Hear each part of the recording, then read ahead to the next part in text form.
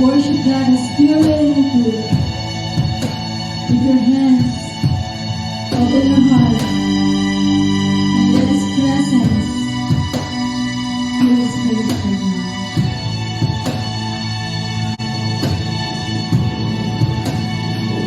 By His stripes we are healed. By His nails His hands were healed. By His blood we're washed clean. Now we have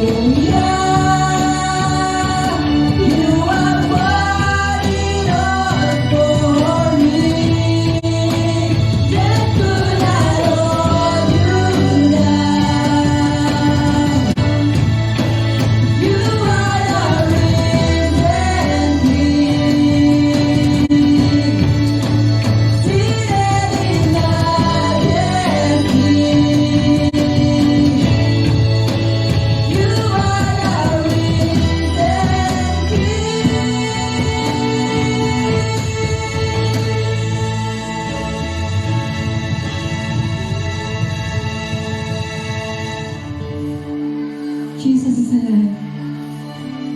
Jesus is alive. Hallelujah. Lord, we thank you for the power of your cross. We thank you, Lord God, for your blood that cleanses us. Thank you, Lord God, for every stripes that you bore. We are healed. Ama, salamat, Lord God, sa kapangyarihan ng iyong kamatayan sa krus. Sapagkat kami tunay na pinalaya mo sa sumpa ng kasalanan at ng kamatayan. Lord, patuloy nga po na binubuksan namin ang aming mga puso. Maghari ka, manangan ka, at naway ikaw ang tunay na masunod, O God, hindi lamang sa aming mga sarili, kundi maging sa aming mga pamilya. Lord, salamat, O God. Tunay nga, Lord, na dapat namin sabihin, Hallelujah! Sapagkat ikaw, Panginoon, ay buhay. Ikaw ay dakila. Ikaw, Panginoon, ay walang kapantay, O God. Lord, salamat po. Hayaan mo, Lord, na sa ipo namin ibalik lahat ng mataas na pagpuri at parangal sa pangalan ni Kristo Jesus sa lahat ay magsabi ng Amen, Lord God. Amen, Lord. Amen. Amen. Amen. Okay, magandang umaga po at mapagpalang araw sa ating lahat. Linggo na naman po, napakabilis ng panahon.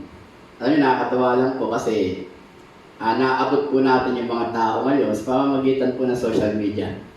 Sa pamamagitan po ng YouTube, no, sa pamamagitan po ng Facebook, and now sa Vimeo. Okay? Nag-start na rin po mag-upload sa Vimeo. So kung kayo may account sa Vimeo, pwede nyo rin pong panoorin doon itong mga messages po natin. Okay, so we try na i-access po lahat, no, para na sa ganun maabot po natin yung mga tao po sa ating paligid, not only in this place but also in other nation. Kasi may mga nag-chat po sa akin ngayon, nakakatawa lang po. May bahagi ko lang po. Itong bagay natin, isang testimony po yun na natanggap po natin na siya po yung nag-chat from Dubai. At sabi niya, dumating daw sa punto na parang ayaw na niya. Halos bumigay na siya. No? Halos mag-give up na siya. Pero nung suddenly, yung kaibigan niya yata na-send yung na-share. O siguro nakita po niya sa YouTube yung message natin about godly sorrow and worldly sorrow. So, mula doon sa panonood niya ng video na yon, para siya na himasmasan. Then, na-realize niya na yung kalungkutan pala na kanyang nararanasan, sadyang ibinigay ng Panginoon sa kanya upang ma-realize niya na yung bagay po na nangyayari ngayon sa kanya, may ginagawa po ang Panginoon sa buhay po niya at may gustong sabihin ang Panginoon sa buhay po niya. So, nakakatuwa po kasi may mga kaibigan po tayo, actually hindi ko kaya tao na to, pero nag-message lang po siya at nakakatuwa po na ibinahagi niya ito. So, nung narinig niya po yung message na yun, then para siyang nagising sa katotohanan. So, ito po yung mga bagay na nagagawa po ng social media. May mga tao na hindi natin kilala pero naaabot ng mensahe ito sapagkat ang Diyos ay napakabuti po. Talagang alam niya kung kanino niya ibibigay yung message. Alam niya kung para kanino yung message nito. At even today, yung po mensahe na pag-uusapan po natin, na madalas po nakikita ninyo, sabi nga natin, di ba? Sa panimula ng video natin, lagi nyo nakikita yung get involved. Be like Jesus. Diba? Sabi natin, change starts here. Then may tanong ako doon, can we count you in? So, gusto kong maunawaan po natin, ano po ba ang ibig sabihin ng get involved? And this time, pag-usapan po natin, sabi ko nga po dito, ginawa ko siya, get involved means being committed.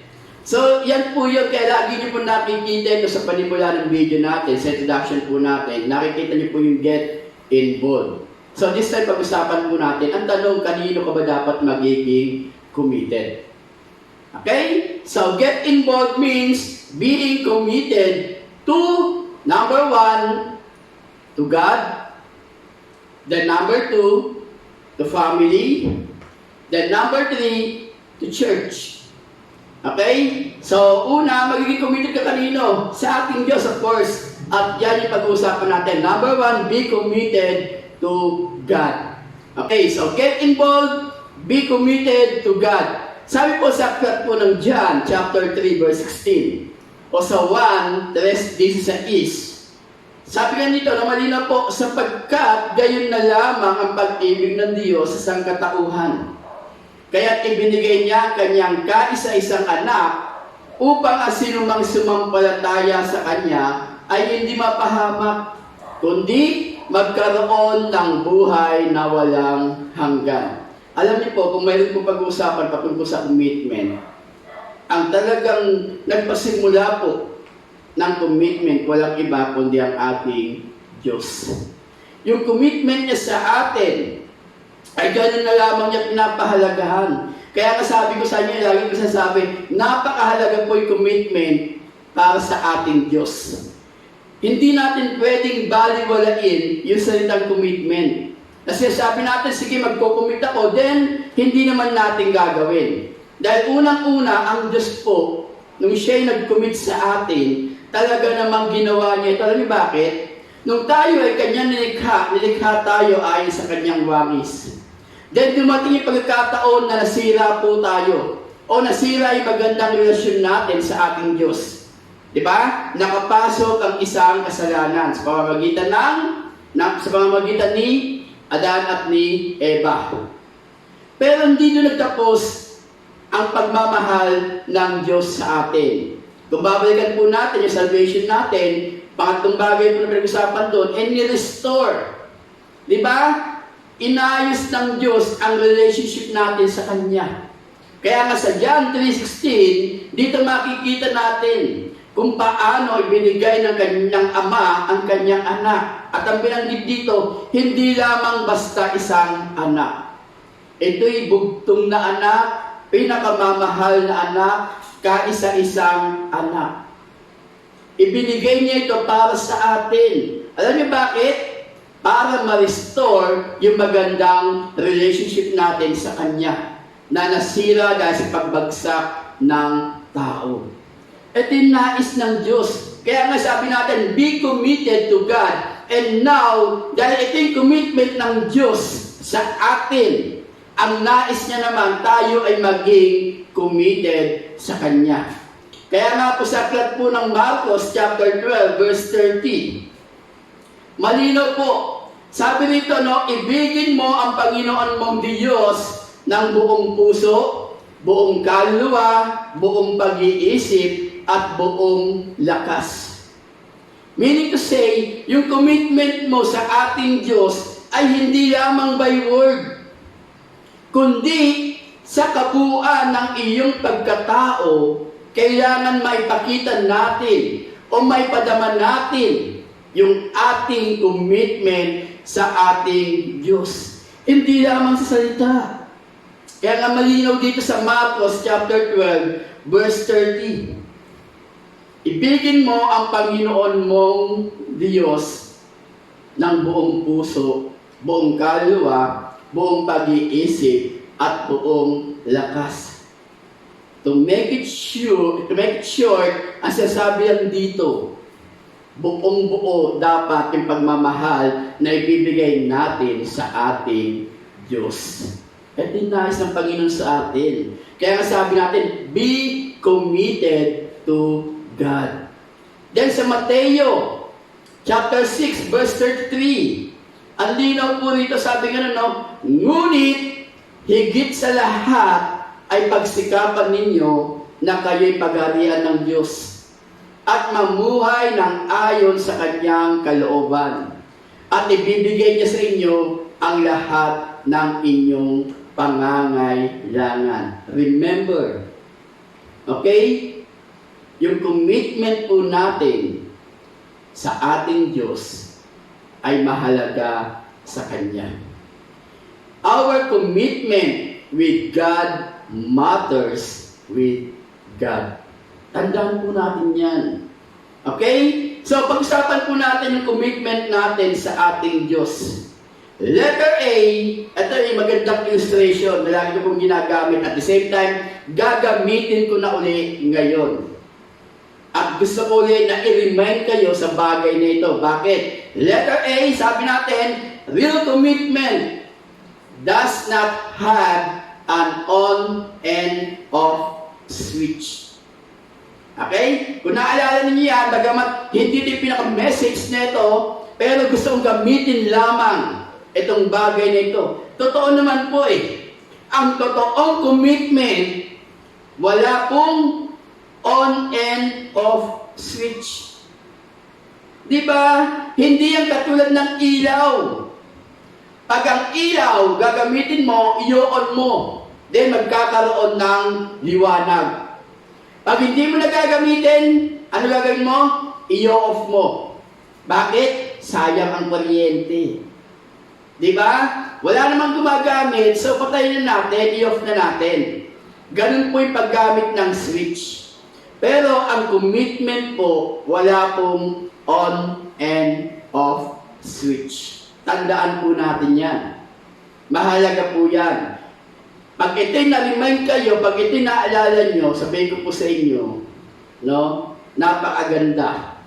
Then God will remind you, hey, ang commitment, walang on and off switch. Letter B. Real commitment is not a Sunday thing. Yun daw kung totoong commitment natin ay hindi lamang makikita o may papakita o ipapakita natin sa araw ng linggo. Kaya nga does not have on and off switch, di ba? Kaya nga walang on and off eh. Kaya hindi rin pwede na yung commitment mo ay pang linggo lang. Di ba? Real commitment is not a Sunday thing. Okay? Remember, ito ang commitment. It's a 24 hours a day. Okay, syempre meron na akong time 24 oras sa isang araw. Ano pa? It's 7 days a week. Okay? 365 days a year. At ang maganda rito, no vacation or off days.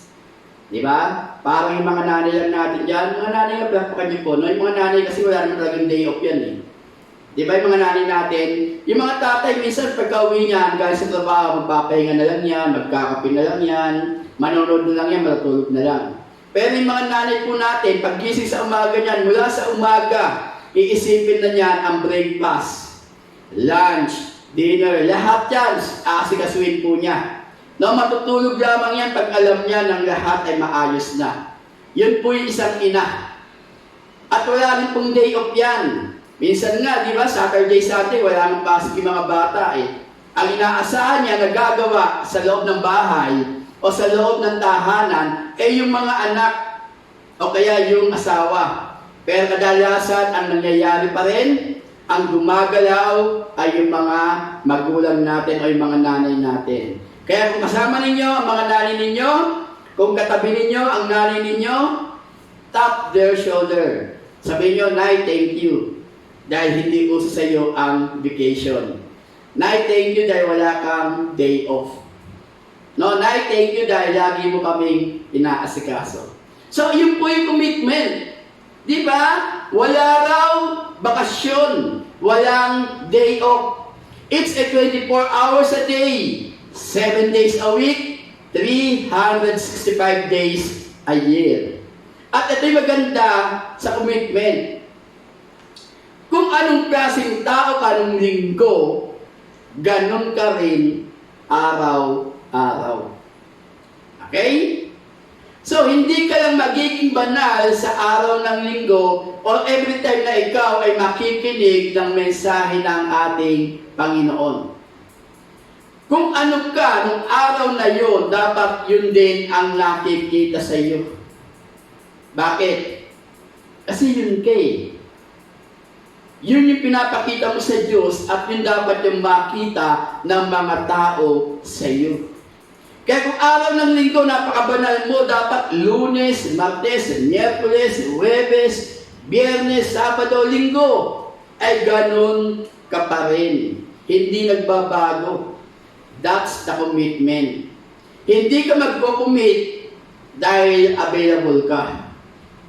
Pag sinabing commitment, kahit na anong mangyari, ang oo mo ay mananatiling oo. Ang hindi ay hindi. Di ba sa James 5:12, sa Santiago chapter 5 verse 12, andi na po doon, di ba ang sabi doon? Let your yes be yes and your no, no. Or else you will be condemned. Ikaw ay hatulan. Di ba? Kaya kailangan makita natin yung kahalagahan ng commitment na ito sa ating Diyos. Letter C, if we are really committed to God, it will show. Okay? Others will see the fruits of your commitment. Kung ikaw ay talagang committed sa ating Diyos, lalabas at lalabas to. Makikita ng ibang tao yung bunga ng iyong commitment. Yun yung mahalaga nito. Ito yung nais natin na makita ng mga tao. Na yung commitment natin sa ating Diyos ay totoo. O bakit? Sabi nga sa aklat po ng 1 chapter 15 verse 5 o John chapter 15 verse 5.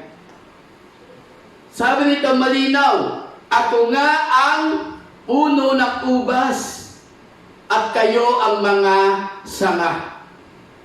Ang nananatili sa akin at ako sa kanya ang siyang nagbubunga ng sagana.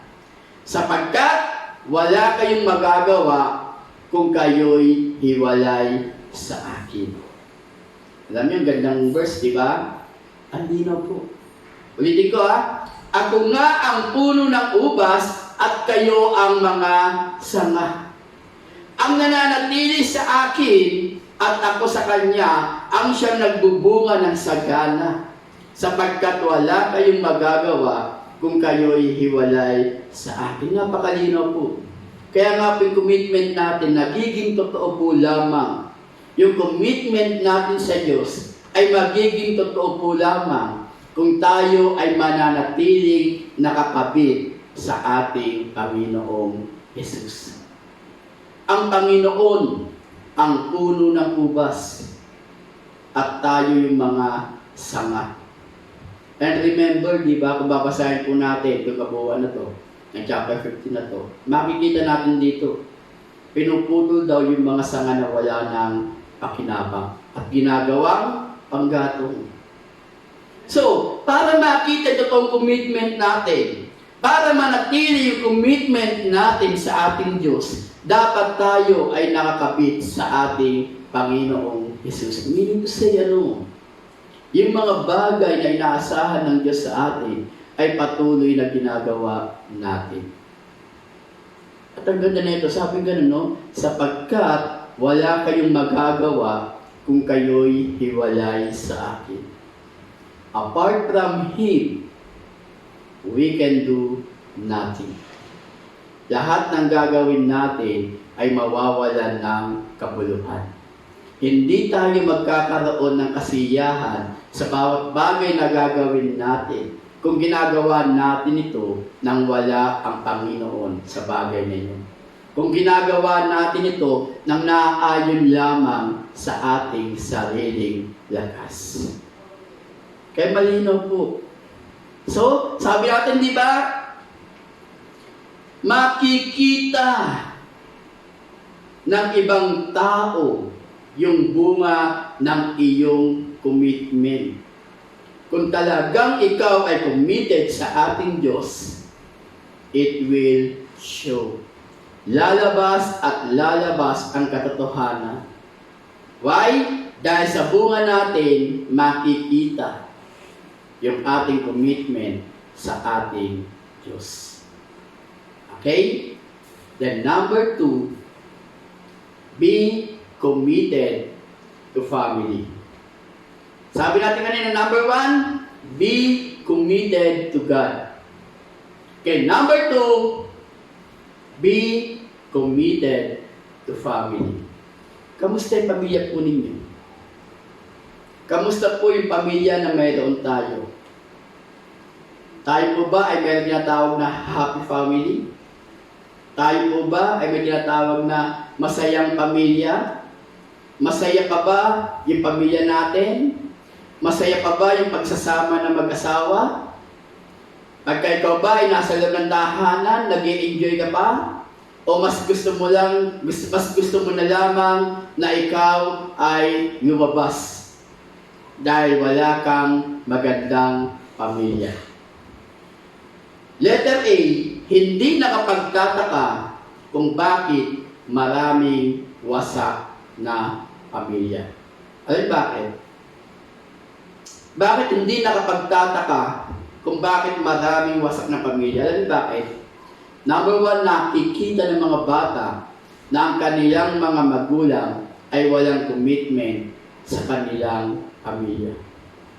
Alalahanin po natin, hindi ko mo ikaw yung tatay, nagtatrabaho ka, hindi mo lamang function sa isang pamilya o sa isang tahanan ang mag-provide ng pangangailangan ng iyong pamilya.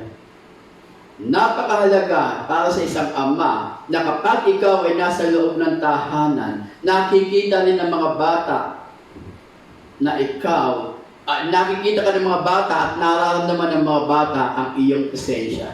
Kadalasan po sa mga tatay ganito, dahil pagod na, mas gusto na lang magpahinga. Wala nang time para kausapin yung mga anak. Wala nang time para pag-usapan yung mga nangyayari sa kanilang mga anak. Alam niyo po ako po, no? Halos araw-araw po kinakausap ko si Chin. Online po ngayon, no? Online na yung pag-aaral nila. Pero napakahalaga pa rin po sa akin na kausapin ko siya, kamustahin siya. No? Kamustahin yung pag-aaral, nag-i-enjoy ba siya, ganito. No? Inaalam ko lagi yung kanyang pakiramdam sa bagay na ito. Kasi mahalaga po yun. Dahil hindi lang naman po ako provider bilang isang ama, yung provider ng pangangailangan ng bata o ng aking asawa o ng aking pamilya. Kundi napakahalaga pa rin po yung communication natin sa ating mga anak. Kaya totoo lang po, maraming wasak na pamilya kasi nakikita ng mga bata ng kanilang mga magulang ay walang commitment sa kanilang pamilya. Kaya nga po, totoo lang po, tatanungin natin, no, yung mga lalaki, okay?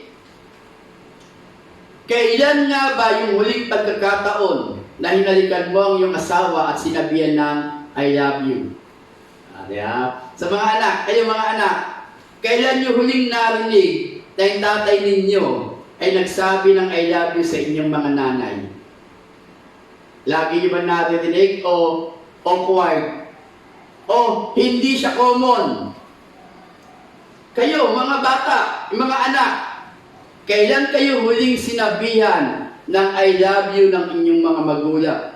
At kailan kayo huling nagsabi na mahal ninyo ang inyong mga magulang? Pag ganitong usapin, napaka-awkward. Kasi nga, hindi naman siya kultura sa loob ng tahanan. Di ba? Kaya pagka ganito pag-uusapan, parang, corny. Di ba? Pero alam niyo po, napakahalaga po nun. Mahalaga yung bagay na yun. Kaya nga po sa aklat po ng Efeso, chapter 5, verse 22 and 25. Tingnan po natin, no? Sabi dito sa verse 22, mga babae, pasakop kayo sa sarili-sarili ninyong asawa tulad ng pagpapasakop ninyo sa Panginoon. Okay? Ito po yung sasabi ng Diyos sa pamamagitan po ni Pablo. Nung isinulat niya ito, sabi niya ganun ng mga babae o yung mga asawang babae. Submit to your wife, to your husband. Di ba? Sabi ganun, no? Wife, submit to your husband. O mga babae, pasakop kayo sa sarili-sarili ninyong asawa. Tulad ng pagpapasakop ninyo sa Panginoon. And then sa verse 25, sinabi nito, mga lalaki, husband. Di ba?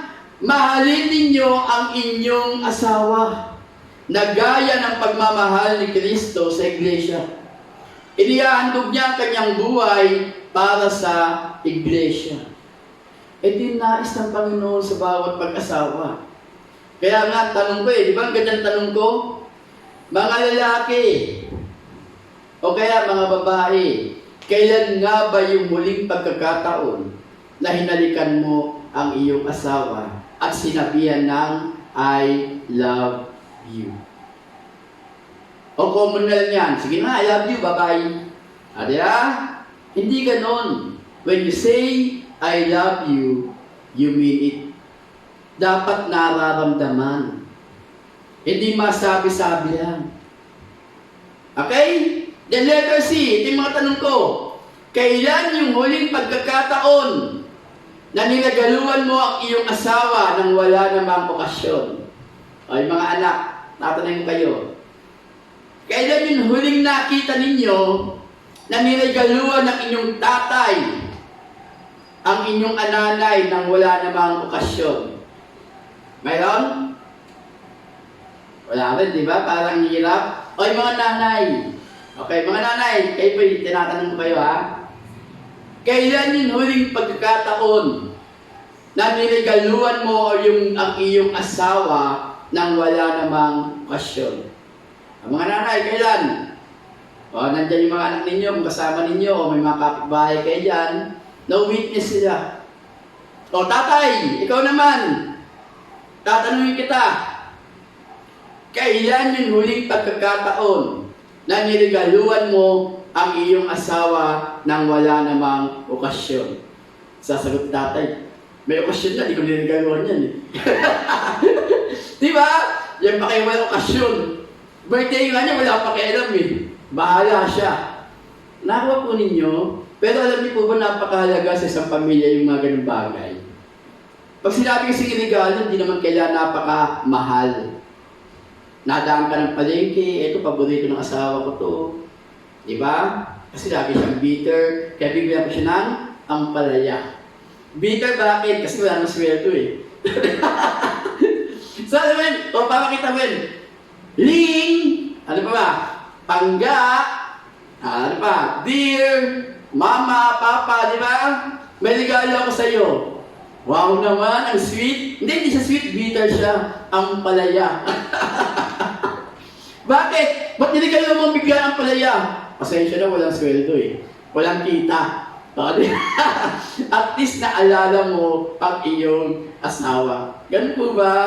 So, pinapatawa ko lang po kayo kasi kadalasan po, ang buhay natin lalo sa pamilya, masyado tayo seryoso. Okay? Masyadong marami tayong iniisip. Masyado tayong marami problema. Enjoy naman natin yung pamilya natin. Kaya nga, be committed to your family. Di ba? Iparamdam naman natin yung commitment natin sa pamilya natin. Bagamat napakahirap po ng buhay, eh mahalaga pa rin po ito. Okay, kaya nga sabi ko, di ba? Kung yung mga bagay na yon, yung mga tinatanong natin kanina, sabi ko, di ba, nitanong ko kanina, kailan yung huling pagkakataon na hinalikan mo ang iyong asawa at sinabihan ng I love you? Di ba? Kailan yung huling pagkakataon na niligaluhan mo ang iyong asawa nang wala namang okasyon? Naiisip mo ba na ngayon na ang oras na yon? Ha? Naisip mo ba? Kung hindi, then I will tell you, eto na yung oras na yon. Okay? Kung kasama po ninyo ang inyong mga asawa, kung katabi ninyo ang inyong mga asawa, tell them, I love you. Sige po, huwag kayo mahiya. No? Huwag kayo mahiya. Sa mga bata, ganun din. Kung kasama ninyo ang inyong mga magulang ngayon, okay, ang inyong mga kapatid, sabihin mo sa kanila, I love you, mama, I love you, papa. Kaya, I love you, tatay, I love you, nanay. Sige, huwag kayo mahiya. Ito yung oras na yun. Kung hindi ninyo nagagawa ang bagay na ito, then I will tell you, today is the day. Okay, ito yung araw na yun na ginawa ng Diyos para iparamdam po natin sa kanila yung ating commitment sa ating pamilya. Okay? Pastor, paano regalo? Mamaya, labas kayo. No? Kumain kayo sa labas. Ano gagawin ninyo? Magluto kayo, then ilabas ninyo yung table ninyo at kumain kayo sa labas ng bahay ninyo. Okay? Yun yung surprise, yun yung gift. Yun yung regalo na hindi inaasahan. Anyway, maraming magkakataon pasok po sa bagay na yan. Pero sasabi ko lang po, napakahalaga ng commitment natin sa ating pamilya. Okay? Yung mga magulang, kapatid, yung mga anak. Okay? Ganun po gawin natin. So, ganito inilarawan ng Biblia ang isang pamilya. Sa aklat po ng Colossus chapter 3, verse 18 to 20. Ganito po niya inilarawan ang isang napakagandang larawan ng isang pamilya. Sa verse 18 ng Colossus chapter 3, ang sabi nito, mga babae, pasakop kayo sa inyong mga asawang lalaki. Verse 19, mga lalaki, mahalin ninyo ang inyong mga asawa. Then verse 20, mga anak, sundin ninyo ang inyong mga magulang. So, it covers everything. Ito yung commitment na sinasabi ni Pablo na dapat mayroon tayo sa ating pamilya. Nakita po ninyo, ang linaw di po ba, yung mga babae, ang gagawin mo, ikaw ay magpapasabog. Yung mga lalaki, ang gagawin mo, mamahalin mo ang iyong asawa. Yung mga anak, ang gagawin mo naman, susundin mo ang iyong mga magulang. Number 3, be committed to your church. Pag ito na pag-uusapan, marami rin naman tinatamaan. No? At marami rin umiilag dahil ayaw matamaan. Marami sumasapo, ako yun, at marami rin umiilag. Kasi, marami po sa atin, totoo lang po, pag sinabing commitment, hindi priority ang bagay na ito. Kasi maraming ginagawa. Busy. Pero sabi nga po natin, ang commitment po na hinahanap ng Panginoon sa atin, ay when we say yes, it's a yes. And when we say no, it's a no. Okay, so napakahalaga po ito sa ating Panginoon. Okay? Letter A, committed to church attendance. Uy, ligtas tayo dyan. Pastor, bakit? Pandemic, hindi namin kailangan pumunta ng church. So, paano ka magkakaroon ng attendance? Ang mayroon po kasi sa atin, yung word na attendance. Diba? Nandito ka nga, isip ko naman lumilipad. Nandito ka nga, wala naman talaga rin yung focus mo. Nasa church ka nga, di ba? Ganun kadalas na nangyayari. Umati ng church, ganito lang po yung isip lumilipad. Pag sinabi commitment to church attendance, simple po lamang. Kaya ka nasa loob ng church sa araw na yun, hindi para gawing upuan lamang yung lugar na yun para mag-isip ng kung ano-anong bagay. Ang nangyayari po kasi ginagawa natin yung church. Di ba? Para bang tagpuan. Ginagawang di ba? Uy, magkikita kami ni Crush. Kailangan ko pumunta ng church para makita ko. Hindi ganun. It's a fellowship. Kaya ka rin pupunta ng church para makahalubilo natin yung mga kapatiran natin. Para makita yung mga tao na ipinagkatiwala ng Diyos sa atin. But because now it's pandemic, hindi natin kailangan pumunta ng church. Pero malinaw po sa aklat po ng Hebreo chapter 10 verse 25. Ang sabi po dito, nang sumulat po ng Hebreo, huwag nating kaliligtaan ang pagdalo sa ating mga pagtitipon. Gaya ng ginagawa ng ilan. Sa halip, palakasin natin ang loob ng isa't isa, lalo na ngayon nakikita nating malapit na ang araw ng Panginoon.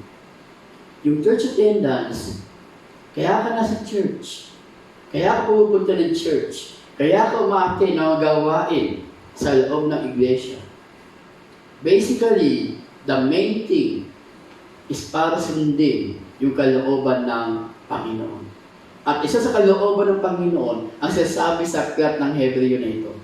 huwag nating kaliligtaan ang pagdalo sa ating mga pagtitipon. Meaning to say, no, the moment po na ikaw ay pumunta ng church, dumalo sa mga gawain, you are obeying God. Ikaw ay sumusunod sa ating Diyos. Sinusunod mo yung kalooban ng ating Panginoon patungkol doon sa pagtitipon-tipon. Patungkol saan? Sa fellowship.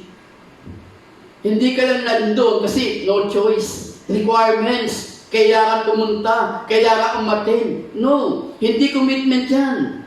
Ang commitment mo, or sa church attendance, para sa ating Panginoon, ay yung pagsunod sa kalooban ng Diyos. Nang sinasabi nito, huwag nating kaliligtaan. Meaning to say, kaya ka nagpupunta ron, Lord, gagawin ko to, pupunta ako ng church because I want to obey you. Dahil gusto kong sundin ka. At dahil sinunod kita at susundin kita, naniniwala ako, gagamitin mo ako ngayon para ano? Maging kalakasan ng mga tao sa loob ng iglesia. Kaya nga hindi nagtatapos doon. Sa halip, may binanggit dito, di ba, ni word? Sa halip, palakasin natin ang loob ng isa't isa. Maging encouragement tayo sa mga tao, sa mga kapatiran. Hindi para maging katikisuran. Nagpunta ka nga ng church. Ang dami mo naman komento. Ano ba naman iglesia na to? Init-init. Ano ba naman church na to? Pangit-pangit. Diba? Ano ba yung kantahan na yan? Wala sa tempo. Yung mga sumasayaw, wala sa tono. Diba? Parang baliktad. Oh, na may mga kumakanta na yan, ayusin natin. Na may mga kumakanta na yan, wala sa tono. Ano may mga sumasayaw na yan, wala sa tempo. Oh. Diba? Hindi ka naroon, hindi ka atin ng church para magbigay ng mga ganitong bagay. Kundi ikaw mismo ang maging kalakasan. Paano ka magiging kalakasan doon? Uy, ang ganda na-bless ako sa praise and worship. Wala plastic. Paano ka mag-bless sa praise and worship kung ang purpose mo iba? Kung ang motibo mo iba? Di ba? Kaya ka napapagpala pag sa praise and worship, kaya ka na-bless sa mga messages kasi tama yung motibo mo sa pagpunta sa church. At tandaan mo, no, sa pagpunta mo sa church, dapat ang Diyos ay nabe-bless sa buhay mo. Ay, salamat ng taong to. Alam niya yung dahilan. Alam niya yung purpose ko kung bakit siya a-attend ng church. Pag Sunday, di ba? Alam mo bakit ka nakikinig ng mensahe ng Panginoon? Now na wala mo ng face-to-face. Lahat ay online. Di ba? Live. Alam mo dapat bakit ka nakikinig o bakit ka nanonood ng mensahe ng ating Panginoon. Hindi i-remind ka pa, alas 9 na, manonood na tayo. Ito yung message, ito yung video. Nasa na application. Hindi ganun. Ang tagal naman application ninyo. Minsan hinahabol pa kayo. Automatic yun. Ito yung message sa Panginoon. Maisulat ko nga. Diba? Yun yung mahalaga nito. Hindi ka mamimili kung sino yung tagapagsalita na gusto mo.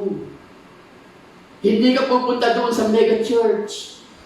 Di ka ito, gagaling speaker na ito. Diba? Hindi yun. Kung inilagay ka ng Diyos sa iglesia na yan, dyan ka.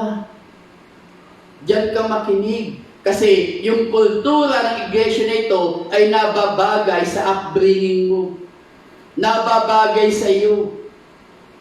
Kasi bawat iglesia may kultura. At bawat isa sa atin may kulturang nakagisnan. Kaya dapat mag-fit. Okay? So, letter B. Committed to church growth. Ibig sabihin, ikaw ay committed ngayon sa paglago ng iglesia. Hindi ka makukontento na ang nakikita mo sila na lang. Kaya ang tanong ko ngayon ilang tao ang nakausap mo ngayon patungkol kay Kristo? Mula ng Sunday hanggang ngayong linggo na to, kung tatanungin kita, kung talagang ikaw ay committed sa paglago ng iglesia, Bagamat pandemic ngayon, hindi mo may invite sa loob ng iglesia. But I do believe na hindi yun ang magiging purpose mo. Kundi ang purpose mo, may bahagi si Kristo. Kaya ang tanong ko ngayon, ilang tao ang nakausap mo ngayon patungkol kay Kristo? For this week. May nakausap ka ba kahit isa? Ilang tao yung nabahaginan mo ng mensahe ng ating Panginoon? Okay? Then pangalawa, ilang tao na ang na-invite mo na makinig o manood ng mensahe ng ating Panginoon tuwing linggo? Hindi na kaya andalin sa church, kundi sasabihin mo sa kanya, available ka ba this coming Sunday? O kaya, pwede ba kita padala ng mensahe? Papanoorin mo lang yung video? Nagagawa ba natin yon o hindi? O baka mamaya, yung nakapost sa Facebook natin, sa YouTube natin, hindi man lang natin ma-share.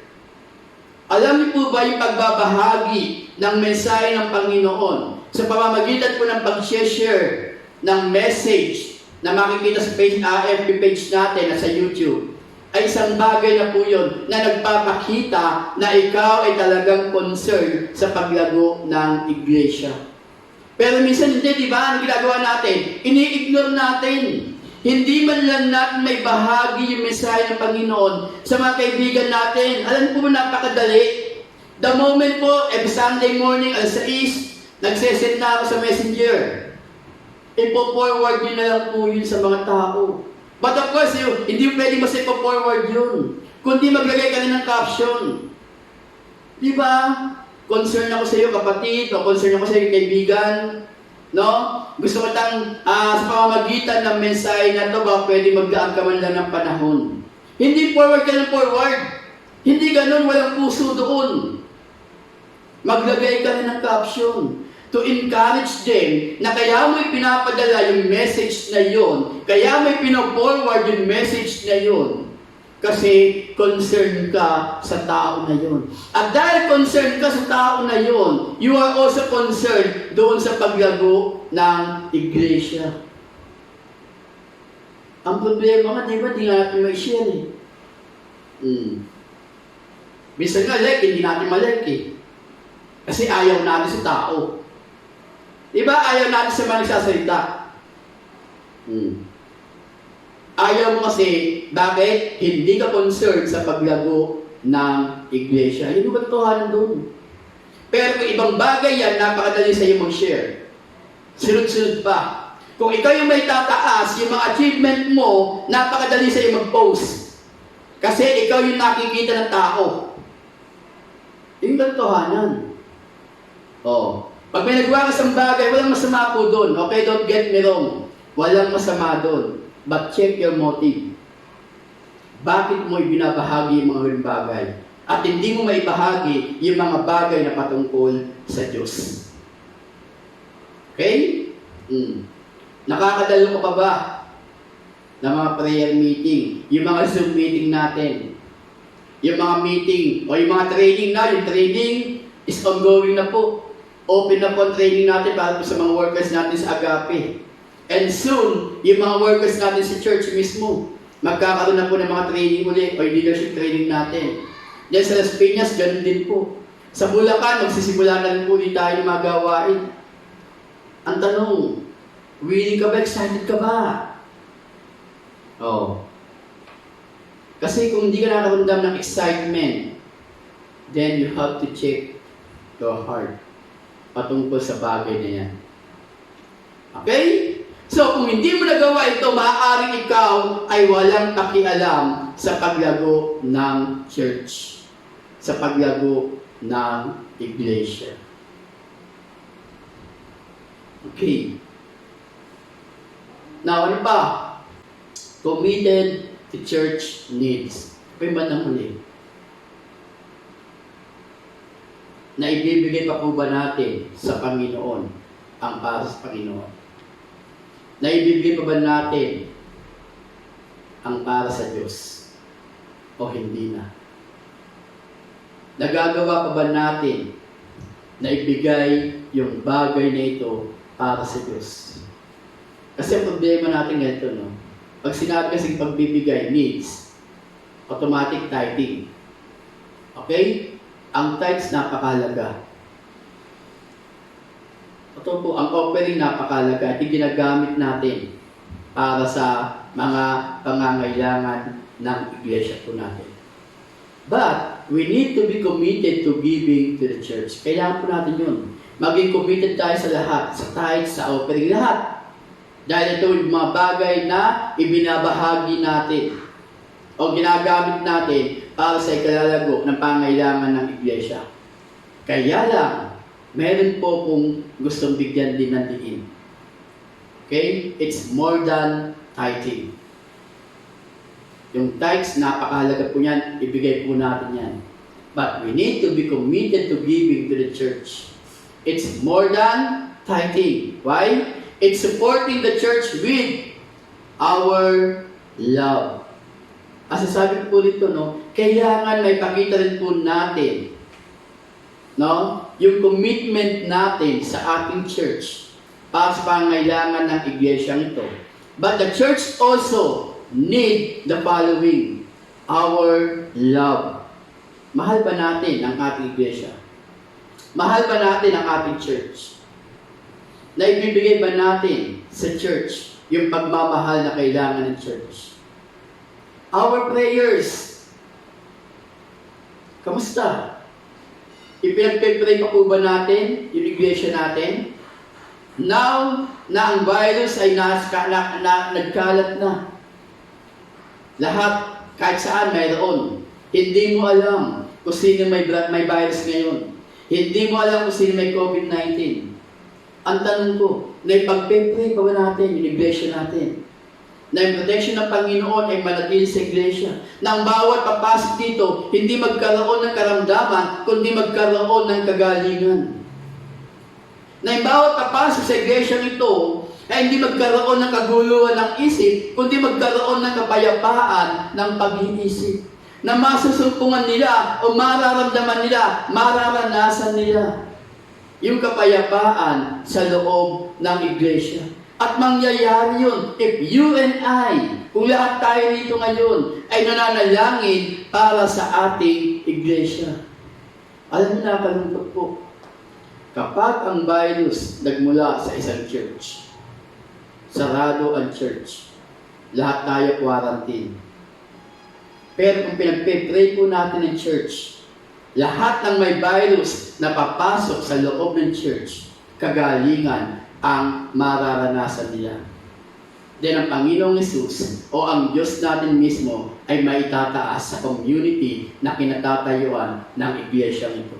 Dahil imbis na sasabihin ng mga tao na virus ang mayroon dyan, ang sasabihin ng mga tao, kagalingan ang mayroon dyan.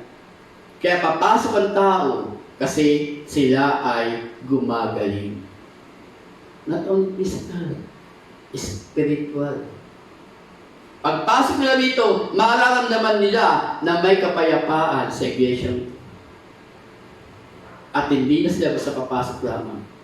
Mas gugustuhin nila na manatili sa iglesia dahil dito nila mas nararanasan yung totoong galaw ng ating Panginoon.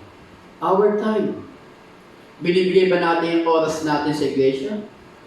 O every time na pumunta ka ito, nagmamadali ka kasi marami ka pang gagawin. Di ba? Yung mga practices. Yung mga training. Yung mga meeting. Matagal pa na iset na to. Pero pag pupunta ka sa ating ka ng mga meeting, nagmamadali ka palagi. Kasi naman. Nakuha po ninyo, Sunday service, tagal naman ang sermon.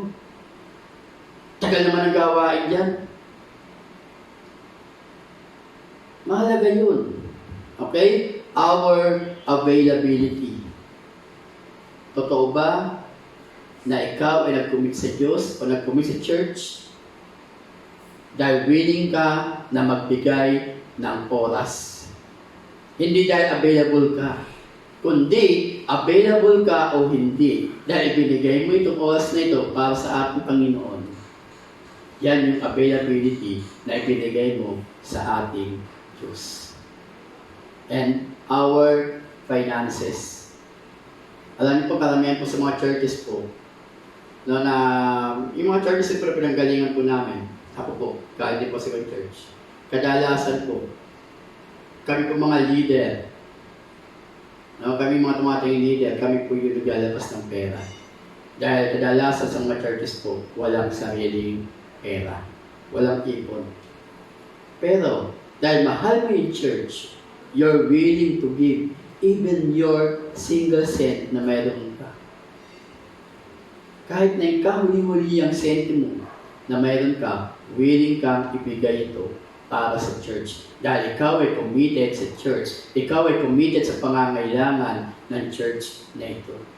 It's more than tithing.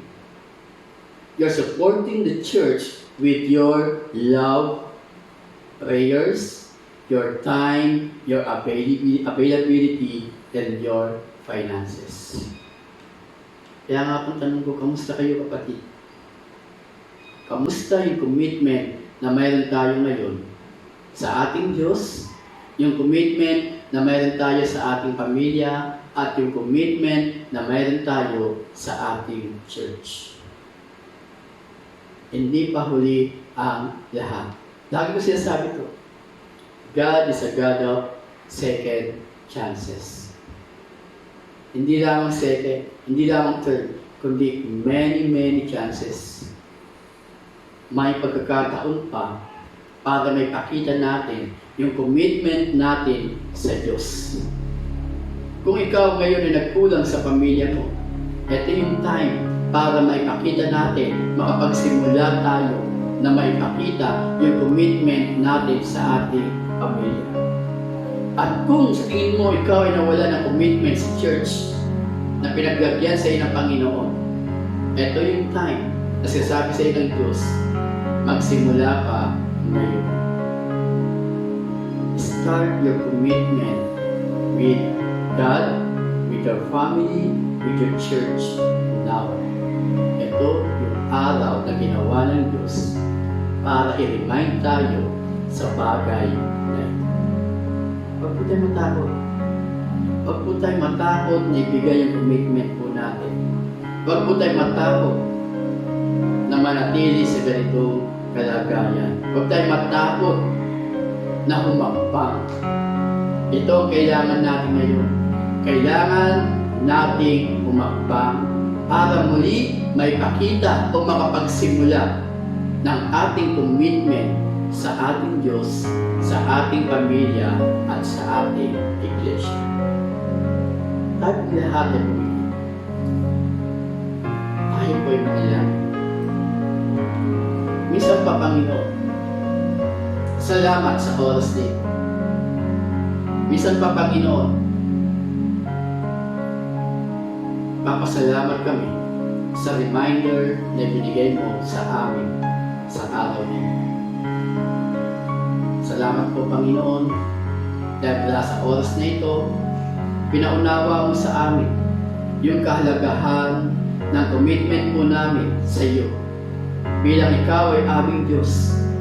Salamat, Panginoon, dahil ibinigay mo ang iyong bugtong na anak para patunayan na yung commitment mo sa amin, ay pangako mo sa amin, na ipapanumbalik mo yung magandang relasyon namin sa iyo ay tinupad mo sa pamamagitan ng pagbibigay mo sa kaisa-isa mong anak. Walang iba kundi ang aming Panginoong Hesus na siyang namatay sa krus ng Kalbaryo para sa kaligtasan ng bawat isa at para ma-restore yung magandang relationship na mayroon kami sa iyo.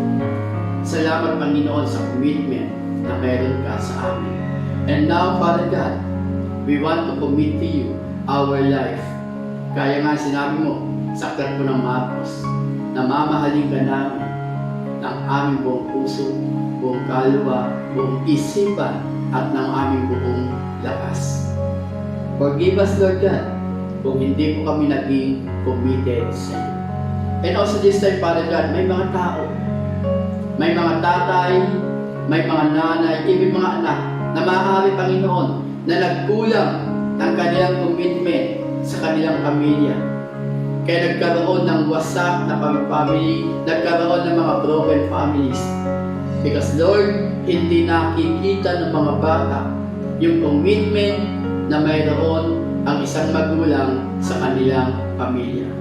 May mga tatay dito, Panginoon, na maaaring naiisip nila na gusto nila magsimulang muli para may paramdam yung kanilang presensya sa loob ng tahanan upang makita ng kanilang mga asawa o kanilang mga anak yung commitment niya sa kanyang pamilya bilang isang ama. Maaaring may tatay dito, Panginoon, na nagkukulang kung paano nga ba maging isang mabuting ama. And this time, Father God, habang siya nakikinig ng mensahe ito, naniniwala ko na patuloy mo siyang ihipuin upang iparamdam sa kanya na kailangan siya ng kanyang pamilya. Same thing, Father God, sa isang nanay. Maaaring may nanay dito ngayon, Panginoon, na nagkukulang din po. Hindi po niya alam paano po niya ipaparamdam yung pagiging isang tunay na ina sa loob ng pamilya. And this time, Father God, you're convicting her, Panginoon. At patuloy, Lord God, na binabagabag mo siya upang siya ay manumbalik sa iyo. Upang siya, Panginoon God, ay manumbalik sa kanyang pamilya. At muli, Lord God, may padama ang totoong commitment sa isang pamilya. At maramdaman, maranasan ng mga bata o ng kanyang asawa na mayroon isang nanay na nagmamahal sa kanila. At handang ibigay muli ang oras para sa isang pamilya. Salamat, Panginoon. At Lord, kung may mga manggagawa dito, mga kapatiran, Panginoon, na nagkukulang ng commitment sa kanilang iglesia, sa iglesia na kinabibilangan po nila, iglesia na kung saan ikaw yung naglagay sa kanila sa iglesia nito. At kung may mga murmur sila, may mga reklamo sila, Panginoon, marami silang sinasabi, bagamat sila, Lord God, wala naman talagang ginagawa, kundi puro complain. Piling nila, Panginoon, marami silang ginagawa sa iglesia nito. Pero katotohanan, Panginoon, ang lumalabas lamang sa kanilang bibig ay reklamo. Patawarin mo sila. But Lord, habang pinapatawad mo sila, ma-realize nila, Panginoon God, na ang iglesia ito, ang iglesia na kung saan inilagay mo, binigay mo sila bilang manggagawa mo sa iglesia ito upang makatuwang ng mga leaders. Hindi para magbigay ng anumang komento na hindi naman nakakatulong.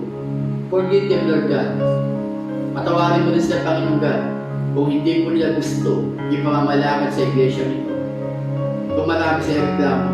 But then, Lord, naniniwala ko, habang kinakausap mo sila, Panginoon God, ay manunumbalik. And they will realize, Father God, yung kahalagahan ng commitment para po sa iglesia nito. Dahil ang commitment sa iglesia nito ay hindi commitment sa pastor o sa kapwa ka manggagawa, kundi commitment sa iyo. Salamat, Panginoon. Pinupuri ka namin, sinasamba ka namin, tinataas ka namin. Muli, ito ang aming dalangin sa tayong pangalan ng aming Panginoong Jesus. Amen. Amen. Amen. Okay po, no? Lagi po namin sinasabi na sa tuwing magtatapos ang mensahe ng ating Panginoon at bago po tayo maghiwa-hiwalay, lagi po namin sinasabi ang katagang ito. Sa Diyos ang papuri.